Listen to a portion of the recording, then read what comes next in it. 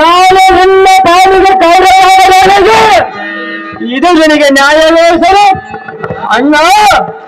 ನಾನು ಪರಿಪರಿಯಿಂದ ನಂಬಿದ್ದಕ್ಕೆ ನೀನು ಇಂಥ ನುಡಿಯಬಹುದೇ ಅಣ್ಣ ಧರ್ಮಜ?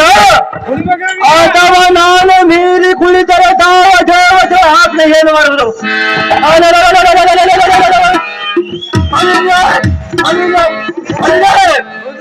ಈಗಲ ನನ್ನ ಗದೆಯನ್ನು ತೆಗೆದುಕೊಂಡು ಅತ್ರಾವತಿಗೆ ಹೋಗಿ ಕುರುಕುಲನೆಲ್ಲ ಚಟೆ ಪಡೆದು ಬರುವೆನು ಅಣ್ಣ. ಆದರೆ ಕುಲಕಂಟಕರಾದ ಕೌರವರು ಅರಗಿನ ಮನೆಯನ್ನು ಕಟ್ಟಿದೆ. ಆದರೂ ನಮ್ಮೆಲ್ಲರನ್ನು ಒಗ್ಗಿಸಿ ಅಗ್ನಿ ಹಚ್ಚಿದ ಕಾಲದಲ್ಲಿ ಎಲ್ಲ ಭುಜಬಲ ಸಹಾಯದಿಂದ ನಿಮ್ಮೆಲ್ಲರನ್ನು ಕಡೆಗೆ ತಂದವನು ನಾನು.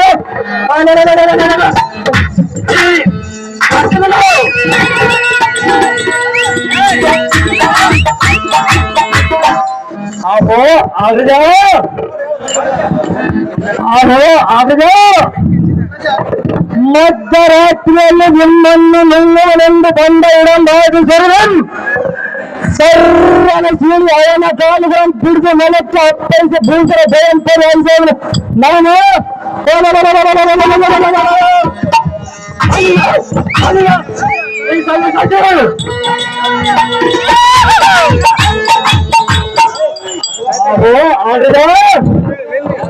ಪಾಂಚಾಲ ನಗರದಲ್ಲಿ ದ್ರೌಪದಿಯ ಸ್ವಯಂವರ ಕಾಲದಲ್ಲಿ ಕೃಪರಾಯರ ಪಟ್ಟಣಕ್ಕೆ ವಿಜಯಂಗೈದು ದೇಶಾಗಿ ಪದಿದ್ದಂ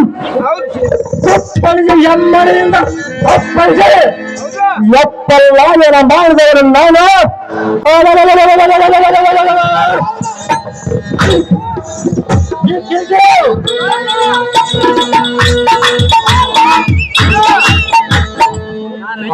ಧರ್ಮನಂದನ